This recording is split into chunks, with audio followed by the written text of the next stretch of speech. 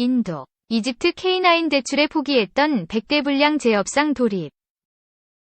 설날이었던 지난 1일 저녁, 하나디펜스의 K9 자주포 이집트 수출 계약 체결 소식이 방사청 보도자료를 통해 알려졌습니다.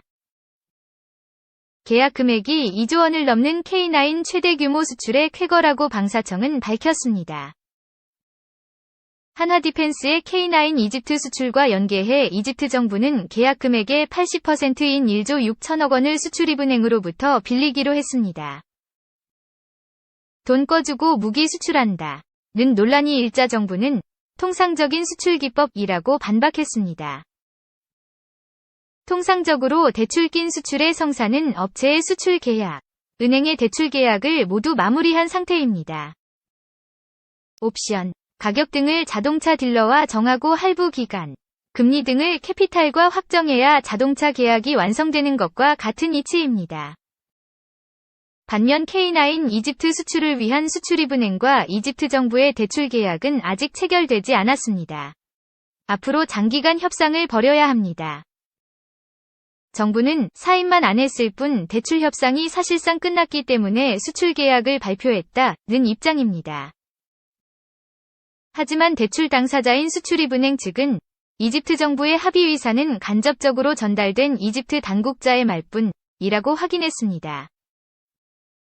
이집트 정부 당국자가 하나디펜스 측에 하나디펜스 직원은 수출입은행 직원에게 각각 말로만 대출 조건 동의의 뜻을 전달한 것입니다. 법적 효력 있는 대출 관련 문서는 단 한 장도 오지 않았습니다. 대출 협상이 어떻게 전개될지 단정할 수 없는 단계입니다. 그럼에도 정부가 자주포 수출 계약을 대대적으로 홍보하는 바람에 수출입은행은 협상에서 이집트에 쫓기고 압박받는 처지가 됐습니다. 대출 협상과 계약이 잘 될지 걱정입니다. 이집트의 누군가 말로만 의견 전달했을 뿐 수출입은행의 팀장급부터 부행장급까지 5명이 핵심 임직원들에 대한 취재를 종합하면 이집트 대출을 놓고 벌어진 일들은 다음과 같습니다. 수출입은행은 작년 8월 초 처음으로 대출 의향서 LOI 레터 오브 인텐트를 이집트 정부에 보냈습니다. 금리, 상환기간 등 대강의 조건이 담긴 문서입니다. 이후 수출입은행 해외 영업 담당 직원이 2차례 이집트를 방문해 이집트 정부의 의중을 살폈습니다. 별다른 진전이 없다가 지난달 대통령의 이집트 순방을 계기로 변화가 생겼습니다. 수출입은행은 대통령 순방 직전 대출 의향서를 이집트에 다시 보냈는데 반응이 온 것입니다. 순방이 끝난 지난달 말 이집트 국방부 당국자가 하나디펜스 측에 의향서에 동의한다는 뜻을 구두로 전달했고 하나디펜스 해외 영업 직원은 수출입은행 담당팀장에게 이 말을 전화로 전했습니다. 수출입은행 고위 관계자는 이집트의 의사가 문서로는 오지 않았고 하나디펜스 직원을 통해 구두로만 간접 전달됐다고 설명했습니다. 여기까지가 수출입은행과 이집트 정부 간 의사소통의 전부입니다. 국방부 고위 관계자는 방사청의 보고를 인용해 대출 협의는 사실상 모두 끝났고 사인만 남은 단계라서 수출 계약을 체결했다고 했는데 온도차가 큽니다. 수출입은행은 이집트 당국자의 말을 한 달이 건너 전해 들었을 뿐입니다. 사인만 남은 국면으로 보기 어렵습니다. 정부 주장과 달리 다음 절차는 사인이 아니라 협상입니다.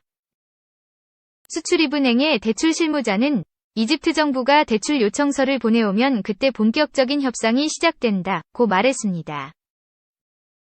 이집트 당국자의 말은 법적 효력이 없습니다. 말을 바꿀 수도 있습니다. 이집트 당국자의 역할과 직위가 궁금할 수밖에 없는데 수출입은행은 모른다. 하나디펜스 측은 공개할 수 없다. 고선을 그었습니다. 유사 사례들, 수출계약, 대출계약 모두 체결돼야 프랑스의 라팔 전투기 이집트 수출이 K9 자주포 이집트 수출의 유사 사례로 자주 거론되고 있습니다. 이집트는 작년 5월 45억 달러 규모의 라팔 전투기 30대 도입 계약에 사인했습니다. 외신들은 이집트의 라팔 계약을 보도하면서 BNP 퍼라이바스 SA, 크레디트 어그리콜, 서사이어트 제너레일, CIC 등 프랑스 4개 은행들의 이집트 대출 계약도 소개했습니다.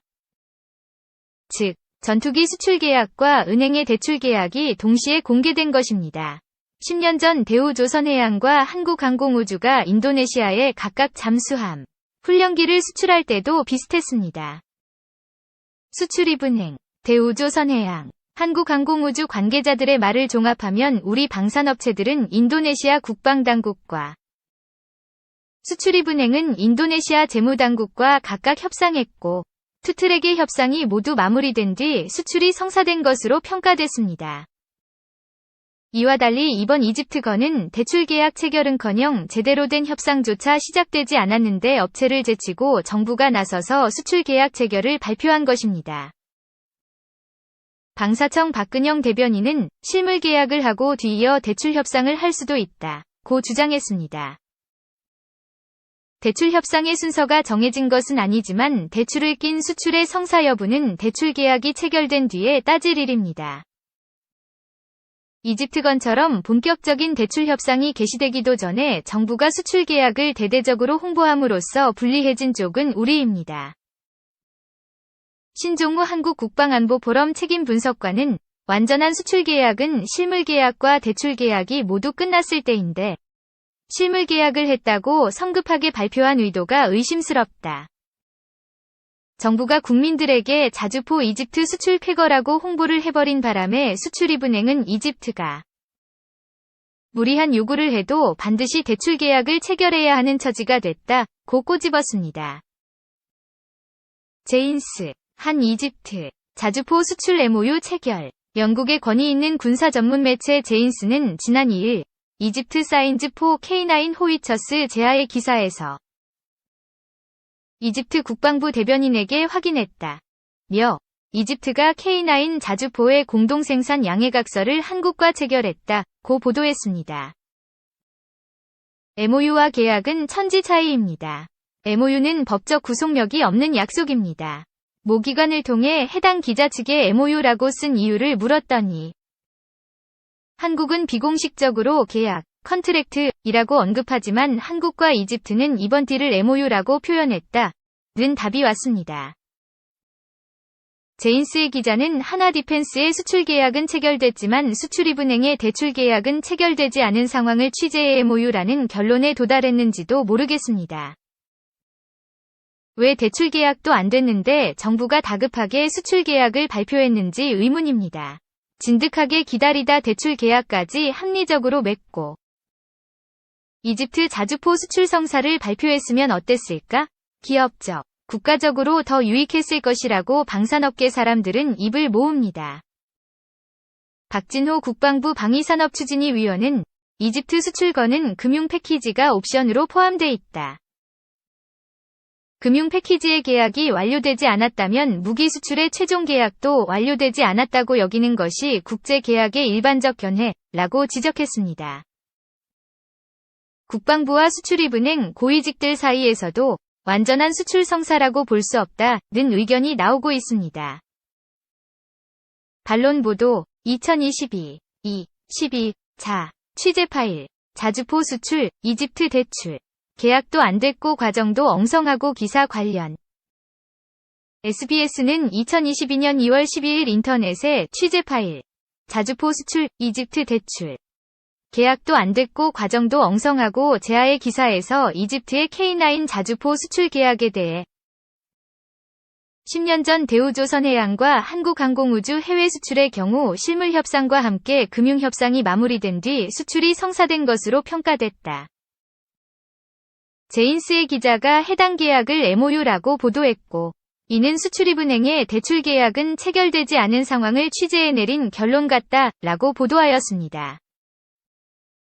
이에 대해 방위사업청은 2011년 12월 대우조선해양의 잠수함 수출 계약건과 한국항공우주산업의 2011년 5월 훈련기 수출 계약건 모두 수출 계약이 체결되고 상당한 기간 이후 금융계약이 체결됐으나 두 사례 모두 수출계약이 체결된 직후에 수출 성사가 발표된 것으로 확인되었다고 밝혔습니다.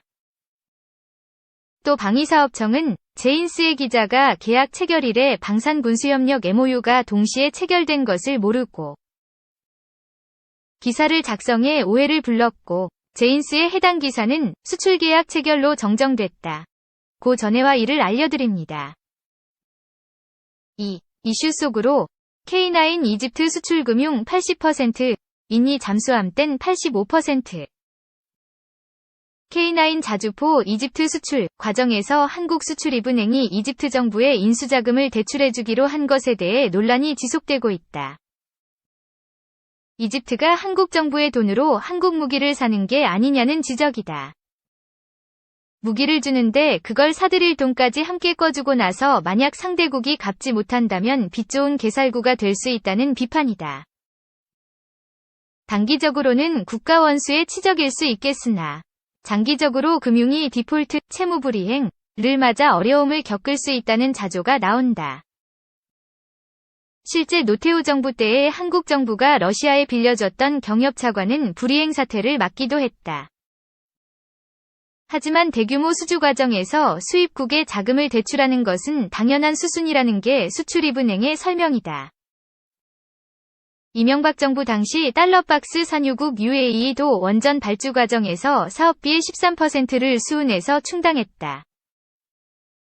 대형 수출을 성사시키고 그에 관한 금융까지 한국이 도맡아 성공시킨다면 결과적으로 꺽 먹고 알 먹는 조합이 될 수 있다. 18일 금융업계에 따르면 수은은 이집트 정부에 직접 대출하는 방식으로 2조 원 규모의 K9 자주포 수출을 금융 지원하기로 했다. 계약 금액의 80%가량을 수출 기반 자금 형식으로 이집트 정부에 빌려주는 방식이다. 형식은 대출이지만 수출 대금이 수은에서 수출 기업인 하나디펜스로 바로 들어가는 구조다. 이집트 정부가 K9 구매 자금 대부분을 수은에서 대출받는다는 소식이 알려지자 일부에서 특혜를 제공했다는 의혹이 제기된다. 또 금융계약이 완료되기 이전에 수출계약이 먼저 체결된 것도 문제로 삼는다. 하지만 대선 국면을 맞아 야당이 현 집권 세력인 여당을 견제하기 위해 국가원수의 해외 순방 성과를 폄하하려는 수단으로 삼고 있다는 비판도 나온다. 실제로 구매국에게 구매자금을 융통해주는 수출 기반 자금, 수입자합 금융은 국가 간 거래에서 일반적인 관행 중 하나다. 정부가 제작한 방산수출 가이드북에는 방산시장의 경쟁 심화에 따라 국내 정책금융기관 등을 통해 구매국 앞 금융 서비스를 제공해 우리 방산기업의 수출계약 체결 가능성을 높인다고 설명하고 있다. 수출입은행의 가이드라인에 따르면 이러한 경우 대출 금액은 최대 소요 자금의 90%까지 가능하다. 수은은 수입국의 신용도, 대외 신인도, 원금 상환 능력, 정치, 사회, 경제 상황 등을 종합적으로 심사해 대출 여부를 결정한다. 금리는 보통 대출금리는 OECD, 경제협력개발기구, WCIRR, 상업참고금리의 국가별 위험요소, 수수료 등을 고려해 책정한다. 이번 계약은 유로화로 진행됐는데 유로 CIRR 0.78%과 이집트의 OECD 국가 등급 5등급 등을 감안하면 연이율 3% 이상이 될 것으로 추정된다. 단순 계산하면 수은으로선 연 480억 원의 이자 수익이 생기는 거래다. 조달금리 1%대를 감안하면 수은 입장에서 상당히 남는 장사다. UAE 원전의 13%, 인이 잠수함의 85% 지원, 프랑스, 라팔 전투기 수출 당시 금융지원. 금융지원은 방산 외의 발전소, 플랜트, 선박 등 수주산업에서도 진행된다. 이명박 정부 때인 2009년 12월 UAE와 체결한 원전 수주 계약은 수은이 전체 사업비 186억 달러, 위약 13%, 25억 달러를 UAE 정부에 대출해줬다. 초기에 수은은 UAE 원전에 100억 달러를 지원할 계획을 세웠지만 UAE 정부가 외부 차입 규모를 줄이기로 하면서 지원 규모가 줄었다. 방산 수출은 국내 기업의 거래 대상국이 개발도상국인 경우가 많다. 이들 국가는 꼭 필요한 전략무기가 꼭 필요한 국방 자원이지만 지급 결제화가 충분하지 않아 대부분 수출국의 금융 지원까지 요구한다. 특히 중남미 등 일부 국가는 방산 수출 협상 과정에서 계약금의 100% 대출을 요구하는 경우도 있는 것으로 전해진다. 중남미 콜롬비아가 LIG 넥스원으로부터 미사일을 사들인 거래가 있다.